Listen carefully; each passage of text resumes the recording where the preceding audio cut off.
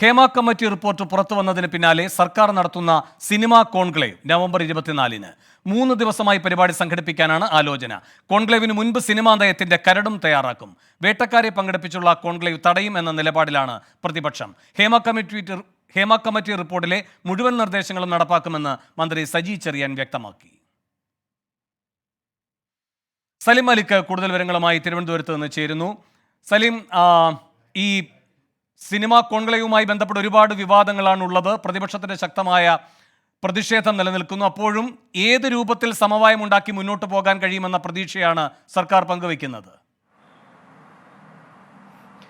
വേണു, ഈ cinema conclave സംബന്ധിച്ച് cinema conclave തടയുമെന്നൊരു ഉറച്ച നിലപാട് പ്രതിപക്ഷം മുന്നോട്ട് വെക്കുമ്പോൾ അത് പ്രതിപക്ഷത്തിനോടൊരു ആലോചന പോലും ഇതുവരെയും നടത്താതെ അതിൻ്റെ തീയതികളുടെ ചർച്ചയിലേക്ക് കൂടി കടക്കുകയാണ് സർക്കാർ എന്നുള്ളതാണ്. നവംബർ 24-ന് കോൺക്ലേവ് നടത്തുക എന്നുള്ളതാണ് നിലവിലെ ലക്ഷ്യം. മുഖ്യമന്ത്രിയുടെ തീയതിയുടെ ലഭ്യതയ്ക്കനുസരിച്ചായിരിക്കും ആ കോൺക്ലേവിൻ്റെ അന്തിമ തീയതി ഉറപ്പുവരുത്തുക. പക്ഷേ ഇപ്പോൾ 24, 25, 26 തീയതികളിൽ നടത്തുക എന്ന നിലയിലാണ് കോൺക്ലേവ് ഡിസൈൻ ചെയ്യുന്നത്. മാത്രമല്ല, ഈ കോൺക്ലേവിന് വലിയ എതിർപ്പുണ്ടായ പശ്ചാത്തലത്തിൽ അതേ കോൺക്ലേവ് സിനിമാ കോൺഫറൻസ് എന്ന പേരിൽ നടത്തുക എന്നുള്ളതാണ് ഇപ്പോൾ അവർ ലക്ഷ്യമിടുന്നത്. മാത്രമല്ല, 300-ലധികം പ്രതിനിധികളെ പങ്കെടുപ്പിക്കും. ഈ പ്രതിപക്ഷത്തിന്റെ കൂടി സഹായത്തോടു കൂടി തന്നെ നടത്താനാണ് ഇപ്പോഴുള്ള പദ്ധതി. സർക്കാർ പ്രതിനിധികൾ, പ്രതിപക്ഷ പ്രതിനിധികൾ, താരസംഘടനയിലെ ആളുകൾ, സംവിധായക സംഘടന, WCC തുടങ്ങി സിനിമാ മേഖലയുമായി ബന്ധപ്പെട്ട എല്ലാ സംഘടനകളിലെയും ആളുകളെ ഈ കോൺക്ലേവിൽ ഉൾപ്പെടുത്താനുള്ള ശ്രമം നടത്തുന്നുണ്ട്. അങ്ങനെ 300-ലധികം ആളുകളെ പങ്കെടുപ്പിച്ചുകൊണ്ടുള്ള ഒരു വിശാലമായ വിപുലമായ കോൺക്ലേവ് എന്നുള്ളതാണ് ഇപ്പോഴുള്ള സർക്കാരിന്റെ മനസ്സിലുള്ള ആലോചന. അപ്പോഴും പ്രതിപക്ഷത്തെ എങ്ങനെ അനുനയിപ്പിക്കാൻ കഴിയുമെന്നുള്ള കാര്യത്തിൽ വ്യക്തതയില്ല. സർക്കാർ പറയുന്നത്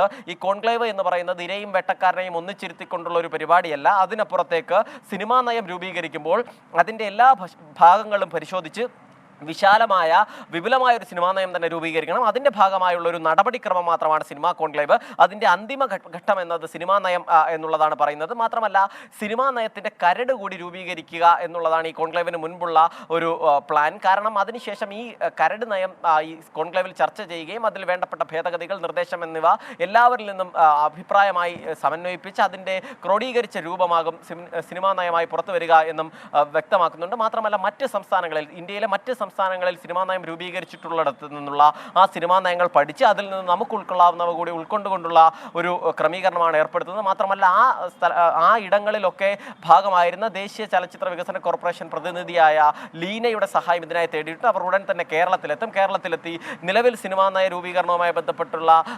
അധ്യക്ഷനായിരിക്കുന്ന ഷാജിയൻ കരുണുമായി കൂടിക്കാഴ്ച നടത്തും. അതിനുശേഷമാകും ഒരു അന്തിമ ഡിസൈനിലേക്ക് ഇതുമായി ബന്ധപ്പെട്ട് പോവുക. അപ്പോഴും പ്രതിപക്ഷത്തിനെ എങ്ങനെ അനുനയിപ്പിക്കാമെന്നുള്ളൊരു ചോദ്യം അവിടെ നിൽക്കുകയാണ്. പ്രതിപക്ഷം ഇപ്പോഴും അത് സിനിമാ കോൺക്ലേവ് തടയും എന്ന നിലപാടിൽ തന്നെയാണ് നിൽക്കുകയും ചെയ്യുന്നത്. സർക്കാരിനെ സംബന്ധിച്ചിടത്തോളം ഇപ്പോൾ ലക്ഷ്യമിടുന്നത് വളരെ എളുപ്പത്തിൽ തന്നെ ഈ കോൺക്ലേവ് സംഘടിപ്പിച്ച് അതിനുശേഷം ഒരു സിനിമാ നയം രൂപീകരിച്ച് നിലവിലുള്ള സർക്കാരിന് മേലുള്ള വലിയ പ്രശ്നങ്ങൾ, വലിയ ആരോപണങ്ങളൊക്കെ മറച്ചു കളയാൻ കഴിയണം എന്നുള്ളതാണ്. കാരണം ഇടതുപക്ഷ സ്വഭാവമുള്ള അല്ലെങ്കിൽ ഇടതുപക്ഷ അനുഭവമുള്ള സിനിമാ പ്രവർത്തകർക്ക് എതിരെ കൂടി കഴിഞ്ഞ ദിവസങ്ങളിൽ വലിയ നിലയിൽ ആരോപണങ്ങൾ വരുന്നു. ചലച്ചിത്ര അക്കാദമി ചെയർമാൻ രഞ്ജിത്തിന് തന്നെ രാജിവെക്കേണ്ട സാഹചര്യം ഉണ്ടാകുന്നു. അങ്ങനെയുള്ള പശ്ചാത്തലത്തിൽ കൂടുതൽ ഡാമേജ് സർക്കാരിന് ഉണ്ടാകാതിരിക്കാനുള്ള ഒരു നീക്കം കൂടി ആരംഭിച്ചിട്ടുണ്ട്.